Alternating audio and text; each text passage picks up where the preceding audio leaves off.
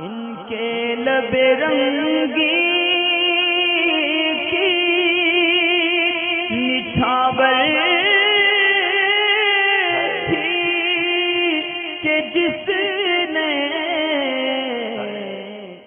तो आए हैं, लेकिन इसकी क्या यानी शरई हैसियत है कि कैंची के चलने से या कैंची चलाने से लड़ाई हो जाती है, ऐसा इन्होंने सुना है। और रात को आईना देखने से चेहरा बदनुमा हो जाता है, यानी कि चेहरे का नूर चला जाता है। इसके पीछे क्या हुक्म है? क्या बिल्कुल ऐसा ही है? कैंची चलने चलाने से लड़ाई का ताल्लुक तो नहीं है। हाँ, एक कैंची है जिसके चलने से लड़ाई होती है, जो बल्कि कैंची से भी ज़्यादा तेज़ है। कि अगर किसी के अंदर ऐसी फितरत है मर्द या औरत में कि उसकी ज़बान कैंची से ज़्यादा चलती है तो लड़ाई का अंदेशा रहता है। और ये जो घरों में कपड़ा काटने की कैंची होती है, इसको चलाने से लड़ाई नहीं होती।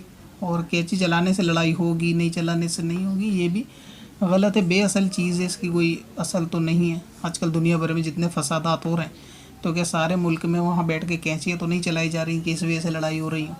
अब ये कि बेवजह के कोई कैंची चलाएगा भी क्यों? यानी ये कि उसको ख़राब करने वाली ही बात है उसकी धार को। तो इस तरह से ये लड़ाई का तसव्वुर की कैंची चलाने से नहीं होगी।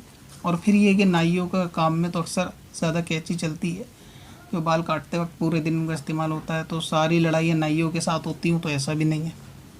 तो इसलिए बेअसल चीज़ है, इससे चलाने से यानी कैंची के चलाने से लड़ाई नहीं होती और बेवजह चलानी भी नहीं चाहिए। अच्छा, शीशा रात को देखने के ताल्लुक से कि चेहरा बदनुमा होता है, तो ऐसा भी नहीं है कि आईना अगर रात को ज़रूरत के तहत देखा जाए तो चेहरा बदनुमा होगा। हाँ, मर्दों को ये हुक्म अक्सर ये ज़रूर होता है, जो कुतुब में लिखा है कि वो सजने संवरने में या आईने के आगे ज़्यादा वक्त ना लगाएं, बर्बाद ना करें, उनके लिए ममानियत है। लेकिन उनके लिए भी कोई इतनी सख्त ममानियत नहीं है कि उनको आईने के आगे खड़ा होना ही हराम है, या फिर ये कि वो शीशा देख ही नहीं सकते। अगर ज़रूरत है, घर से बाहर जाने का मामला है, तो चेहरे को देख सकते हैं, सुरमा वगैरह लगाते वक्त, लिबास तब्दील करते वक्त, ये कि मतलब कपड़े वगैरह को देख सकते हैं, मर्दों को भी इजाज़त है। और ये दिन हो या रात, सबके लिए एक ही हुक्म है।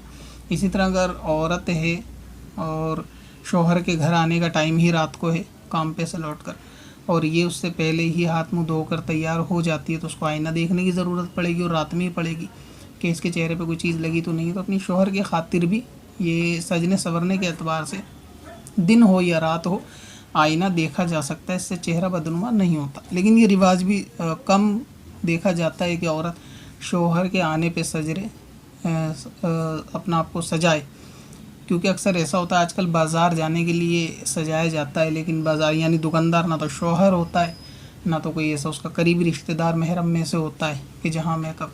लेकिन रिवाज यही है कि बाज़ार जाने से पहले औरत मेकअप और हाथ मुँह धोना ये ज़्यादा करती है। हालांकि पर्दे वाली भी करती है कि उनको जाना पर्दे में है, लेकिन इसी तरह वो बाज़ार नहीं जाएंगी, उसमें भी उनके जो है ना कंस्ट्रक्शन का काम चेहरे पर होता है, उसके बाद ही जाती है।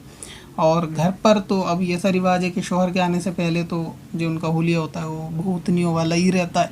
होना तो ये चाहिए कि शौहर के आने से पहले अपने हुलिये को ठीक करें, और बाहर जाएं तो हुलिये को ठीक करने की ज़रूरत नहीं है, इतनी बदनुमाई ना हो, क्योंकि पर्दा रहेगा तो कोई चेहरा तो देखने वाला नहीं है। बाकी ये कि लिबास भी इतना मैला ना हो, नॉर्मल हालत में जा सकते हैं। बहुत ज़्यादा सजने संवरने की बाहर जाते वक्त ज़रूरत नहीं होती, लेकिन है यही तरीका कि बाहर जाने के बाद ही सजरा संवरा जाता है, यानी सजाया खुद को जाता है, और घर में रहकर इतने तवज्जो नहीं दी जाती। तो आईना अगर रात में देखेंगे कोई ऐसी खातून के जो शौहर के लिए देखें तो उसमें ठीक है। और आईना देखते वक्त ये कि अल्लाह ताला की हम्द भी की जा सकती है कि अल्लाह तबारक व तआला ने आँखें सलामत दी, चेहरा सही सलामत दिया दूसरों के मुकाबले, तो इस पर अल्लाह ताला का शुक्र अदा किया जा सकता है, क्योंकि चेहरे का दुरुस्त होना भी अल्लाह तबारक व तआला की तरफ से एक बड़ी नेमतों में से एक नेमत है। क्योंकि आँखों का ठीक होना, रोशन होना, ये भी बहुत बड़ी नेमत है। तो इसमें अल्लाह ताला की यानी शुक्रगुजारी भी करनी चाहिए, उसकी हम्द भी करनी चाहिए। पत्थर में असल